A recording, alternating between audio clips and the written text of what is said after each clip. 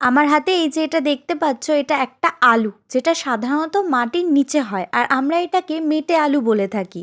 তবে অনেক জায়গায় অনেক রকম নামেই বলে হয়তো। আর তোমরা যদি চিনে থাকো তাহলে আমাকে বলো তোমরা কে কি নামে এটাকে চেনো। আজ খুবই ইজি এবং সহজ পদ্ধতিতে দেখাবো কিভাবে এই আলুটা রান্না হয়। তাহলে এই মেটে আলুর রেসিপিটাই আজ তোমাদের সাথে শেয়ার করা যাক। প্রথমে তো দেখিয়েই দিলাম কি করে আলুটা কাটতে হয়।